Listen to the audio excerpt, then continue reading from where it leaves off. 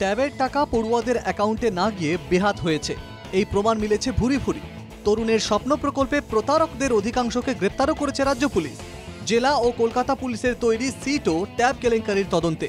এবার সরকারি প্রকল্পের টাকা উপভোক্তাদের অ্যাকাউন্টে যাতে সঠিকভাবে যায় তাই আরও সতর্ক নবান্ন। এবার 16 দফা গাইডলাইন জারি করল রাজ্য।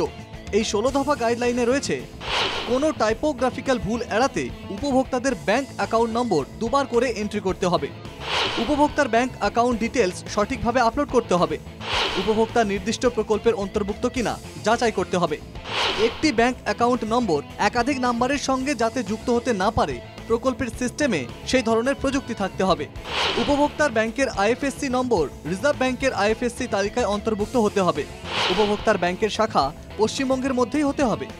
এছাড়াও রয়েছে একাধিক গাইডলাইন। উপভোক্তার bank account details group A পর্যায়ের আধিকারিকের মাধ্যমে অনুমোদিত হতে হবে।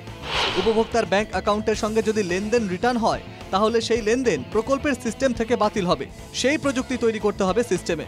উপভোক্তাদের সমস্ত তথ্য রিজার্ভ ব্যাংকের অধীনস্থ সংস্থা NPCIL দ্বারা পরীক্ষিত হতে হবে। ব্যাংক অ্যাকাউন্ট নম্বর এবং ব্যাংকের আইএফএসসি যদি উপভোক্তার অ্যাকাউন্টের সঙ্গে ম্যাচ করে তবেই পরবর্তী পদক্ষেপ।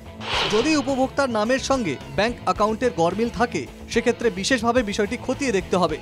উপভোক্তাদের ব্যাংক অ্যাকাউন্টে টাকা পাঠানোর পর প্রতি ধাপে SMS অ্যালার্ট পাঠাতে হবে উপভোক্তাকে। যদি লেনদেন নাকচ হয় সেটাও SMS এ জানাতে হবে।